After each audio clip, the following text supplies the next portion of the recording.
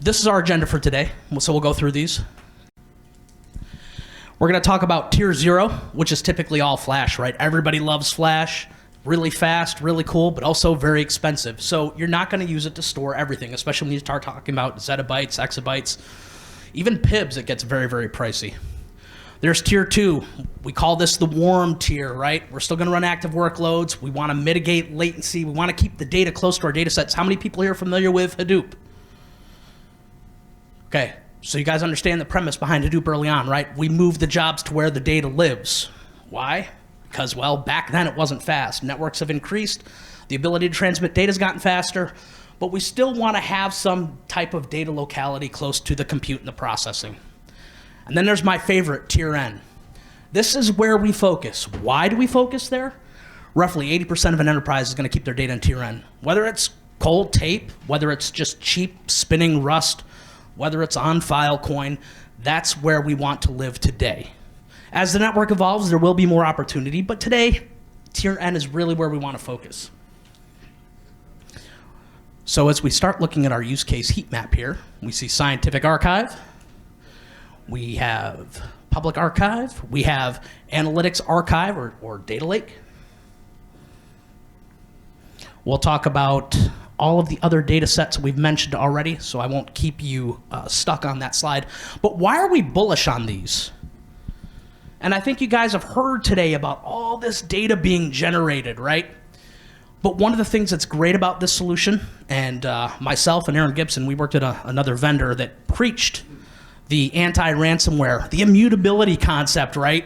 I swear to God, their marketing campaign was ransomware. Nobody could really talk to it. Nobody really understood it. But that idea of immutable storage is so important. We get it natively. There is no escalation charge. There's no fancy API calls. It just shows up, it stays, it's protected. Verifiable content is essential. That is the premise of this network. That is why we are here. Users want to store their data and trust that it hasn't been manipulated, modified, encrypted, adjusted. Geographic distribution is another one, right? We just kind of talked loosely about Hadoop. The ability to have data at specific localities, whether it's for, political restriction, whether it's to keep the compute close, all of those things are important. You have the opportunity now to fill in gaps in storage that most can't. Let's face it, if Amazon or Google wanted to spin up a data center, could they? Yes. Would they do it just about anywhere? No. But we have over 3,800 providers globally that can provide some type of geographically specific accessibility to data. That is very important. And one of the cool parts about this network, as people come to store data, they may say, I want a copy in the US, I want a copy in Europe, I want a copy in Asia. Be that copy. There is so much opportunity in this space. Cost is another big one, right? When we weigh these factors, the ability to store data so cheaply and preserve it for such a long period of time is a dream for a lot of folks that have to deal with data persistence. The idea that I could put it on Microsoft OneDrive and it's backed up for 30 days, right? Day 31, someone deletes a file, you're not going to get it back. That data persistence is a problem for folks. Managing that cost is a problem. Scalability is another one, right? So this isn't just about maybe giving somebody cheap capacity. It's about being able to satisfy some of these use cases. DirecTV's backdoor archive, where they were keeping a lot of their cloud DVR recordings, at one point was over 2 exabytes in size. And when AT&T bought it, they said, let's move everything to Ceph. For those of you that are familiar with Ceph, I won't tell you how that experiment went.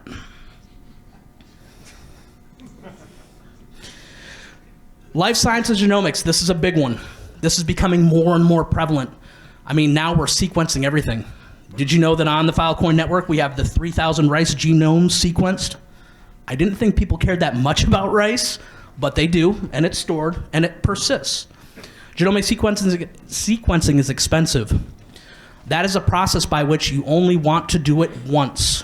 An Illumina sequencer, I won't tell you the cost because it would probably upset you, but having to run that, capture that data, ensure that data persists and is accessible, it's very, very, very important. You don't want to have to execute it more than once.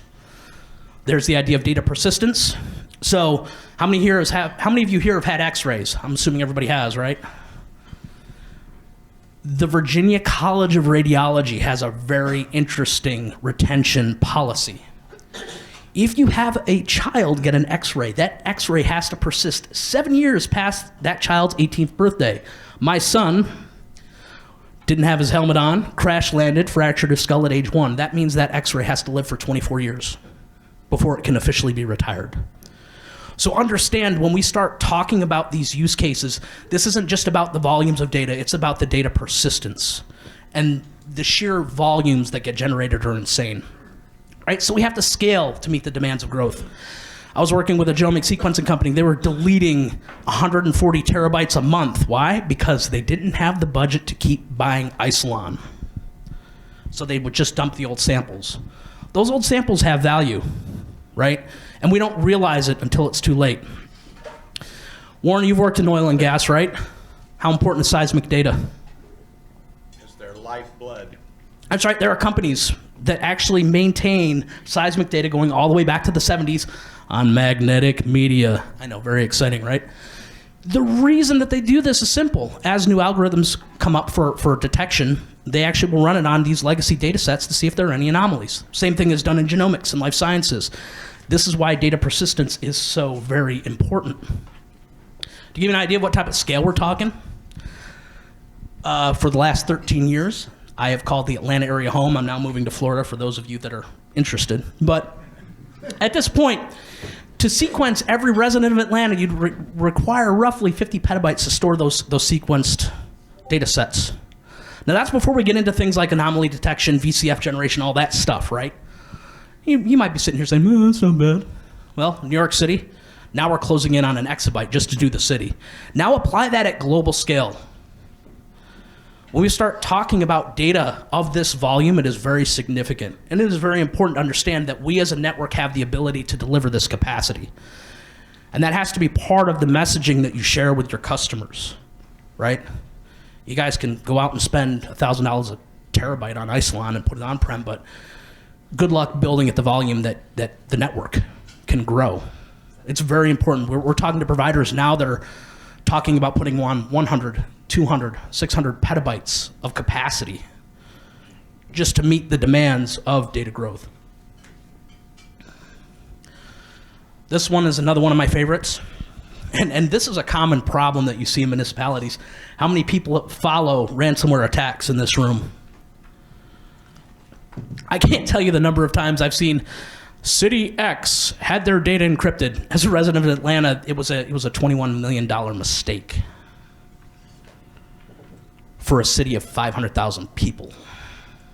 So when we start talking about public archives and having that immutable storage, they want to encrypt it, they want to shard it before they store it, that's fine. But once it's on, it's protected. By the way, 5 to 6 copies protected. 6 copies of data durability. What is that, Aaron? 22 nines, roughly? 25 nines? And 2 copies is roughly 9, maybe 11 nines of data durability, but you're now talking about being able to store and persist data for a long period of time. The other cool part about this, and a dialogue that is relatively new, how many here have dealt with enterprises that have talked about cyber insurance? That's a big one, right? Now, they have the ability to tell their insurance companies, not only have I stored data immutably, not only do I have 6 copies, but those copies are not on the same functional network. It's the equivalent of nearly air gapping something. As a matter of fact, the only way you're going to get to all of those copies is if you know every minor ID that was associated with storing that particular piece of data. And now you start talking about reducing an enterprise's cost liability. That is huge, right? These are all areas where you can make an impact as a provider. And through collaboration, teams will stumble onto all of these different use cases and be able to participate and actively contribute. Scientific archive is another one. We've already talked about seismic data. You know, an average flight recorder will generate roughly 1 terabyte of data per flight. Anybody want to guess how many flights there are daily? And I want you to think about that number, because even at 1,000, you're talking a petabyte. Now, I live in Atlanta. busiest airport in the world. They have thousands of flights daily, and that's just one city. So as you start looking at all of the different use cases, specifically even within some of these what we call verticals, so they're almost like sub-verticals, right? Climate research data, we are now dealing with, we're talking now with 2 universities who are looking to store climate data, another private enterprise that does climatology research, autonomous driving data, there's the flight data, the seismic data, and we even give examples here, the Boxy Vehicles data set, AV Speech, Google Open Images, Udacity, self-driving car data. That's already on Filecoin. You can actually look at it, verify it, and download it directly from Slingshot. So feel free to take advantage to poke around.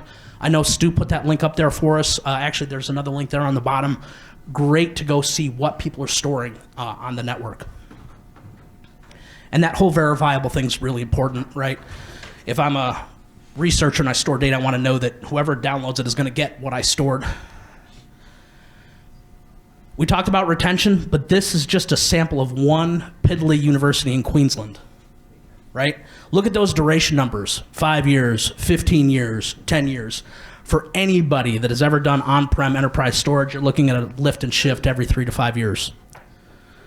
Ease their pain, folks, ease their pain. They don't have to go through this. There is no migration, there is no planning. We can store it on the network, forget it, and know that when we ask for it, we're going to get it back. And what we get back is what we stored.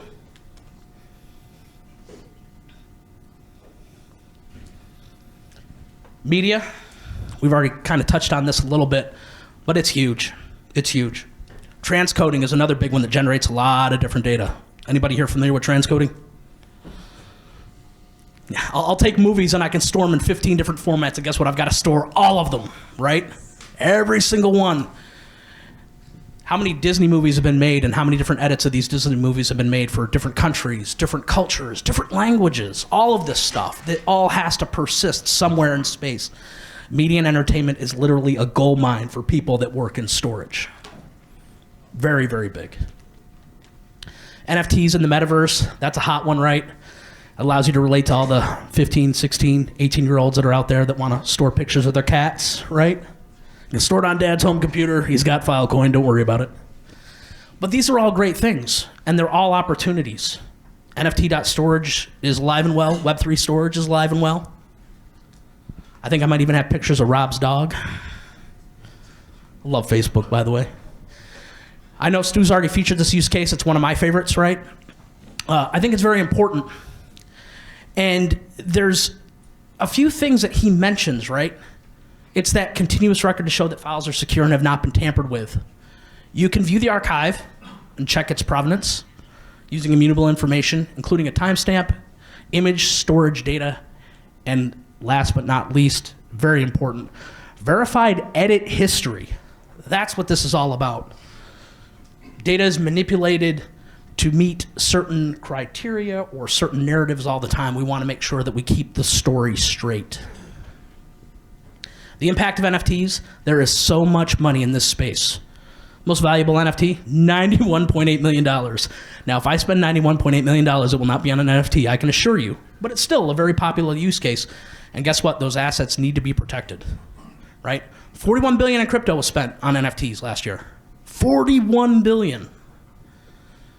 NFT trading volume rose by 704% between Q2 and Q3 of last year. An estimated 250,000 people trade NFTs each month on OpenSea. So for anybody who's browsed OpenSea and needed a good chuckle, they have NFTs for everything. As a matter of fact, there was an actual property purchase that was done by NFT on the deed in St. Petersburg, Florida. You are now seeing real-world applications of this. These all scream opportunity. Analytics AI. So for those of you that saw some of the footage from South by Southwest, we had a gentleman from Seed AI, Mr. Austin Carson, who spoke, and he really talked about how Filecoin is important for the AI community. We've already mentioned the idea of having data like seismic data, legacy data sets that we can go back and operate on over time, over and over again as algorithms evolve. AI is no different. We want to be able to store prominent data sets, and as AI algorithms evolve and improve, we want to be able to reoperate on those data sets. But we also have to do a few things. Not only do we archive them and ensure that their integrity is intact, But we have to be able to detect anomalies in data set changes. And it gives us a record that we can audit from the blockchain. But one of the cool things is, as we generate new sets, we also need to be able to index them against previous. We have that capability. And as this network grows and the tool sets grow, these things will get better and better and better. The opportunities exist, and one of the things that really struck me about this was really the last sentence, right? And at the end of the last sentence, they talk about a talent shortage.